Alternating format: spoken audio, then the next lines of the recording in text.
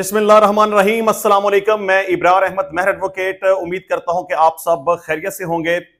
पाकिस्तान तहरीक इंसाफ के साथ जो भी पंगा लेता है उसे बाद में पछताना पड़ता है, इंसल्ट करवानी पड़ती है, गालियां खानी पड़ती हैं और उसके खिलाफ भरपूर तरीके से एहतजाज भी किया जाता है। अब कादी फायद ईसा साहब बहुत बुरी तरह से फंस चुके हैं। इस वक्त वो इंग्लैंड में हैं, लेकिन पाकिस्तान तहरीक इंसाफ के कारकुनान उनका पीछा कर रहे हैं। उनको बड़ी नंगी नंगी गालियां सुनने को मिल रही हैं और उनकी गाड़ी पर भी हमला किया। इसकी क्या तफसीलात हैं, इसके ऊपर बात करेंगे।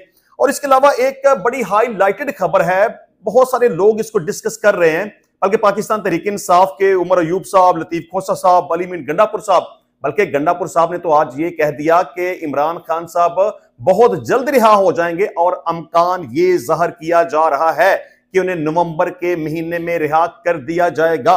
इस टॉपिक के ऊपर भी बात करेंगे, लेकिन सबसे पहले एक दो छोटी छोटी खबरें। एक तो ये कि बुशरा बीबी की आज उनके शोहर इमरान खान से अडयाला जेल में मुलाकात हुई है और मुलाकात करने के बाद वो वापस पेशावर में चली गई हैं और इमरान खान साहब से मुलाकात करने के लिए उन्होंने बाकायदा तौर पर पेशावर हाई कोर्ट से अपनी हिफाजती जमानत भी करवा ली थी, ताकि उन्हें यह खदशा ना हो कि वो इमरान खान साहब से मुलाकात करने के लिए जाएंगी तो कहीं उन्हें गिरफ्तार ना कर लिया जाए। लेकिन मैं ऐसा नहीं समझता, मेरा ख्याल नहीं था कि उन्हें अपनी हिफाजती जमानत भी करवाने की जरूरत थी, क्योंकि अगर उन्हें गिरफ्तार करना होता, अगर उनके खिलाफ कोई नया मुकदमा बनाना होता तो उन्हें रिहा ही ना किया जाता, बल्कि रिहा होने से पहले ही किसी नए मुकदमे में उन्हें गिरफ्तार कर लिया जाता। और अगर रिहा भी कर दिया गया था और स्टेट की अगर यह मर्जी होती कि उनको केपीके में नहीं जाने देना, तो जाने से पहले ही उन्हें रास्ते में ही पकड़ लिया जाता और उन्हें गिरफ्तार कर लिया जाता। लेकिन बहरहाल बुशरा बीबी शायद ये समझती हैं कि उनके खिलाफ कोई मुकदमा हो सकता है, या वो ये समझती हैं कि उन्हें गिरफ्तार किया जा सकता है, तो उन्होंने पेशावर हाई कोर्ट से अपनी हिफाजती जमानत करवा ली। इमरान खान साहब से मुलाकात हो चुकी, मीडिया टॉक उन्होंने की कोई नहीं, क्योंकि उन्होंने पहले भी कभी मीडिया टॉक नहीं की। तो अब पार्टी नुमाइंदगान के जरिए से ही पता चलेगा कि बुशरा बीबी की इमरान खान साहब से मुलाकात में क्या बातें हुई हैं। तो बुशरा बीबी इमरान खान साहब से मुलाकात करने के बाद दोबारा से पेशावर जा चुकी हैं। अच्छा जी, इसके अलावा इस्लामाबाद हाई कोर्ट ने ईमान मजारी और उसके शोहर का जिस्मानी रिमांड का फैसला मुअत्तल कर दिया है। आपको पता है कि ईमान मजारी और उसके खामद के खिलाफ कार्य सरकार में मुदाखलत के हवाले से FIR का अंदराज किया गया था और FIR में इंसदादे दहशतगर्दी की दफात लगाई गई थी। तो जज अबुल असनाद की अदालत में जब उन्हें पेश किया गया तो जज साहब ने 3 रोजा जिस्मानी रिमांड पर उन्हें पुलिस के हवाले करने का हुक्म सादर फरमा दिया। मैंने पहले भी कहा था कि जज साहब का यह फैसला गलत है और उनके इस फैसले से ऐसा लगता है कि जैसे वो बाइस्ड हैं और जानबूझकर इस तरह के बेहुदा किस्म के फैसले कर रहे हैं, क्योंकि जिस्मानी रिमांड पर भेजने का सीधा सीधा मतलब ये होता है कि अभी मजीद तफ्तीश होनी है और अभी कुछ ना कुछ बरामदगी होनी है या कुछ ना कुछ नए हकायक पुलिस सामने लेकर आएगी। लेकिन जो भी वहां पे वाकया हुआ बैरियर हटाने का, इस तरह का कोई वाकया था नहीं। और मैं समझता हूं कि मैक्सिमम जो ऑफेंसेस बनते हैं वो काबिल जमानत बनते हैं। जज साहब को यह चाहिए था कि उसी वक्त रिमांड पेपर के ऊपर उनकी रिहाई का हुक्म सादर फरमाते। तो बहरहाल इस्लामाबाद हाई कोर्ट ने जिस्मानी रिमांड का फैसला मुअत्तल कर दिया है और मैं ये समझता हूं कि आइंदा 1 से 2 दिन के अंदर ईमान मजारी और उनके शोहर की रिहाई हो जाएगी। अच्छा, सबसे पहले हम डिस्कस कर लेंगे इमरान खान साहब की रिहाई के हवाले से, क्योंकि बड़े चर्चे हैं आजकल। अगर उमर अयूब साहब को देखें तो वो कहते हैं कि इमरान खान साहब को बहुत जल्द रिहा कर दिया जाएगा। लतीफ खोसा साहब ने भी कल एक बयान दिया था, उन्होंने कहा था कि इमरान खान साहब को नवंबर के महीने में ही रिहा कर दिया जाएगा और उन्होंने ये भी कहा कि नवंबर के महीने में डोनाल्ड ट्रंप की हुकूमत आ रही है। आपको पता है कि अमेरिका में इस वक्त इलेक्शन की कैंपेन चल रही है और नवंबर के महीने में वोटिंग होगी और लतीफ खोसा साहब का यह कहना है कि डोनाल्ड ट्रंप के सदर बनने के बाद वो इमरान खान साहब की रिहाई में अहम किरदार अदा करेंगे। मैंने ये कहा था कि लतीफ खोसा साहब ने बिल्कुल ये एक बोंगी मारी है, उनके पास किसी किस्म की कोई भी ऐसी इंफॉर्मेशन नहीं है। पहली बात तो यह है कि नवंबर के महीने में इलेक्शन तो होंगे, लेकिन इक्तदार की मुंतकली जनवरी में जाके होगी। चले खैर, लतीफ खोसा साहब ने तो कह दिया कि नवंबर के महीने में रिहा हो जाएंगे और गंडापुर साहब ने यह कहा कि इमरान खान भी बहुत जल्द रिहा हो जाएंगे। अब बहुत सारे लोगों के जहनों में बहुत सारे सवालात हैं। लोग ये समझते हैं कि कोई बात हो चुकी है, पसे पर्दा कुछ मुज़ाकरात चल रहे हैं, कुछ तजियाकारों का तो यह ख्याल है कि मुज़ाकरात हो चुके हैं और वाकई ही इमरान खान को बहुत जल्द रिहा कर दिया जाएगा। बहुत सारे लोगों का इसके ऊपर यह भी ख्याल है कि इमरान खान साहब को रिहा करने के बाद उन्हें उनके घर के अंदर कन्फाइन कर दिया जाएगा और उनके ऊपर यह पाबंदी होगी कि आप घर से बाहर नहीं निकल सकते। कुछ लोगों का यह भी ख्याल है कि डील हुई है तो इमरान खान साहब की मुलाकातों के ऊपर पाबंदी थी, लेकिन अब उनकी मुलाकातें हो रही हैं।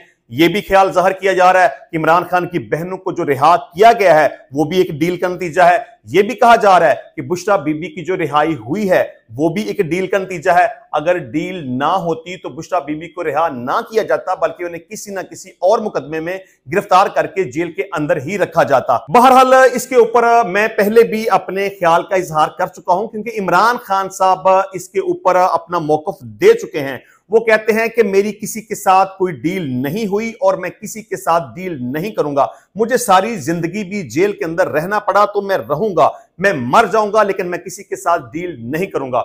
मैं अपने तौर पर यह समझता हूं कि इमरान खान साहब की किसी के साथ ना कोई डील हुई है और ना ही मुस्तकबिल करीब में कोई डील होने का अमकान है। और मैं ये भी समझता हूं कि जो लोग ये समझते हैं ना कि इमरान खान साहब नवंबर के महीने में रिहा हो जाएंगे, मैं ये कहता हूं कि इमरान खान साहब का फिलहाल मुस्तकबिल करीब में तो क्या, मुस्तकबिल दूर में भी रिहा होने का कोई अमकान नहीं है। आपकी इस हवाले से क्या राय है? आप क्या समझते हैं कि पसे पर्दा कोई बात है, कोई बातचीत चल रही है, कोई मुज़ाकरात हो गए हैं? क्या इमरान खान की बहनों को किसी डील के नतीजे के तहत छोड़ा गया? क्या इमरान खान की बीवी को किसी डील के नतीजे के तहत छोड़ा गया? और क्या वाकई ही इमरान खान नवंबर के महीने में रिहा हो जाएंगे या नहीं होंगे? आप अपनी राय का इजहार जरूर कीजिएगा। अच्छा जी, आते हैं अब अपने दूसरे टॉपिक की तरफ के साबका चीफ जस्टिस काजी फायद ईसा साहब की बड़ी सख्ती आई हुई है। वो इस वक्त तहरीक इंसाफ के लोगों के हत्थे चढ़े हुए हैं और वो छुपते छुपाते फिर रहे हैं और उन्हें समझ नहीं आ रही कि उन्होंने तहरीक इंसाफ के लोगों से अपनी जान कैसे छुड़ानी है, क्योंकि काजी फायद ईसा साहब आगे आगे हैं और पाकिस्तान तहरीक इंसाफ के लोग उनके पीछे पीछे हैं। उनको ललकार रहे हैं, उनको बुला रहे हैं, उनको गालियां दे रहे हैं, बल्कि नंगी नंगी गालियां दे रहे हैं, मां बहन की गालियां दे रहे हैं और उन्हें बड़ा जबरदस्त तरीके से अंडर प्रेशर किया हुआ है। काजी फायद ईसा साहब को फिलहाल छुपने की जगह नहीं मिल रही, बल्कि मैं तो यह समझता हूं कि जिस तरह के हालात और सूरत हाल चल रही है पाकिस्तान में, तो वो रह नहीं सकते, क्योंकि उनके लिए यहां रहना मुश्किल हो जाएगा। क्योंकि पाकिस्तान तहरीक इंसाफ के लोग तो उनका पीछा करेंगे, उनको गालियां देंगे, बुरा भला कहेंगे, तनकीद करेंगे, उनके ऊपर पत्थर फेंकेंगे। बल्कि आज जो वाकया हुआ, उनकी गाड़ी के ऊपर बाकायदा तौर पर हमला किया गया। यह सिर्फ आज का एक वाकया नहीं है, इससे पहले भी 2 वाकयात हो चुके हैं। तो मैं जिस तरह से यह कह रहा था ना कि काजी फायद ईसा साहब के लिए पाकिस्तान में रहना या पूरी दुनिया में कहीं पर भी रहना मुश्किल हो चुका है, अब बकिया जिंदगी शायद वो अपने घर के बंद कमरे में ही गुजार सकेंगे, क्योंकि जब भी वो अपने घर से बाहर निकलेंगे लोग उनका पीछा करेंगे, उनको बुरा भला कहेंगे, उनको गालियां देंगे, उनको लान तान करेंगे।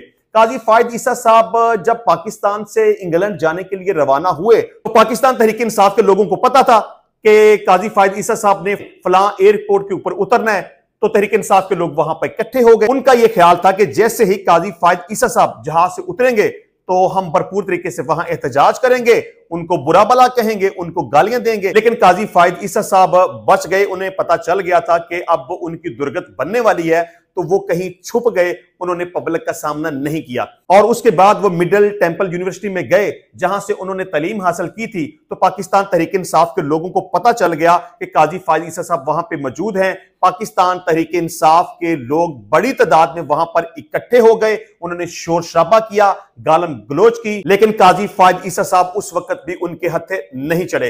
तो आज अभी थोड़ी देर पहले का वाकया है कि काजी फायद ईसा साहब अपनी गाड़ी में जा रहे थे कि पाकिस्तान तहरीक इंसाफ के लोगों ने उनकी गाड़ी को रोका, उनकी गाड़ी के ऊपर हमला किया, उनको बहुत बुरा भला कहा, वहां पे नारे लगाए गए, उनको नंगी नंगी गालियां दी गई। इस खबर को मीडिया ने जिस तरह से रिपोर्ट किया है, सबसे पहले उस खबर को मैं आपके सामने रखता हूं। वजीर दाखिला मोहसिन नकवी ने अपने बयान में कहा कि लंदन में साबिक चीफ जस्टिस काजी फायद ईसा और पाकिस्तानी हाई कमीशन की गाड़ी पर हमला काबिल मुजम्मत है। वफाकी वजीर दाखिला मोहसिन नकवी ने नादरा को हमला आवरों की शिनाख्त के लिए फौरी इक़दाम का हुक्म देते हुए कहा कि फुटेजेस के जरिए हमला आवरों की निशानदही की जाए। मोहसिन नकवी का कहना था हमला आवरों के खिलाफ कानूनी कार्रवाई की जाएगी, उनके खिलाफ पाकिस्तान में FIR दर्ज करके मजीद कार्रवाई की जाएगी और उनके शिनाख्ती कार्ड, ब्लॉक और पासपोर्ट मनसूख किए जाएंगे। वजीर दाखिला का कहना था जिन्होंने हमला किया उनकी शोहरियत फौरी मनसूख करने की कार्रवाई होगी। शोहरियत मनसूखी का केस मंजूरी के लिए वफाकी कैबिना को भेजा जाएगा। किसी को भी ऐसे हमले की इजाजत नहीं दी जा सकती। उनका कहना था लंदन में पाकिस्तानी हाई कमिश्नर की कार पर भी हमला हुआ, इस पर खामोश नहीं बैठ सकते। साबिक चीफ जस्टिस काजी फायद ईसा को धमकियों का सामना था तो सिक्योरिटी क्यों फराहम नहीं की गई, इसकी भी तहकीकात की जाएंगी। देखें, इस हवाले से दो किस्म की बातें हैं। एक बात तो यह है कि आप अगर इंसाफ करेंगे तो आपको एप्रिसिएशन मिलेगी, आप अगर इंसाफ नहीं करेंगे तो आपको तनकीद का भी सामना करना पड़ेगा और आपको लोग बुरा भी समझेंगे, लोग एहतजाज भी करेंगे, लोग गालियां भी देंगे। तो पाकिस्तान तहरीक इंसाफ के लोग काजी फायद ईसा से सख्त नाराज हैं, क्योंकि जब वो बतौर चीफ जस्टिस अपनी जिम्मेदारियां सर अंजाम दे रहे थे तो उस वक्त इमरान खान साहब बेशुमार दफा इस ख्याल का इजहार कर चुके थे और एप्लीकेशंस भी दे चुके थे कि काजी साहब हम अपना केस आपके पास नहीं लगवाना चाहते, आप मेहरबानी करके हमारे केस का फैसला ना करें, क्योंकि आप हुकूमत के साथ मिले हुए हैं।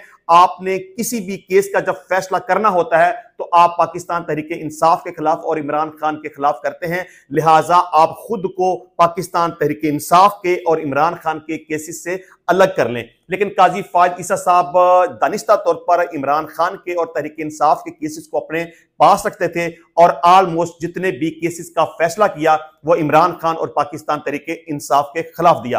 अब पाकिस्तान तहरीक इंसाफ के लोग काजी फायद ईसा साहब का पीछा कर रहे हैं, उनको ढूंढ रहे हैं, उनको गालियां निकाल रहे हैं और उनके खिलाफ भरपूर तरीके से एहतजाज कर रहे हैं। मैं समझता हूं कि आप जब कुछ गलत करेंगे तो फिर आपको उसका खमियाजा भुगतना पड़ेगा। लेकिन दूसरी तरफ मैं यह समझता हूं कि किसी को गाली देना बुरी बात है, बल्कि जिस तरह से काजी फायद ईसा साहब के साथ सलूक किया जा रहा है, मैं समझता हूं कि यह दूसरे जजेस के लिए एक मैसेज है कि आपने जो भी फैसला करना है वो आइन के मुताबिक, कानून के मुताबिक, इंसाफ के मुताबिक और अपने जमीर के मुताबिक करना है। और जानबूझकर किसी की मुखालफत में कोई गलत फैसला करेंगे तो आपको उसका खमियाजा भुगतना पड़ेगा। तो मैं समझता हूं कि पाकिस्तान तहरीक इंसाफ के लोग जो एहतजाज कर रहे हैं वो सही कर रहे हैं, लेकिन मैं थोड़ा सा इतराज ये जरूर करूंगा कि एहतजाज जरूर करें लेकिन कानून और अखलाकियात के दायरे के अंदर रहते हुए करें। तो इंशाल्लाह मिलते हैं नेक्स्ट टाइम नई वीडियो में नए टॉपिक के साथ। तब तक के लिए इजाजत दीजिए।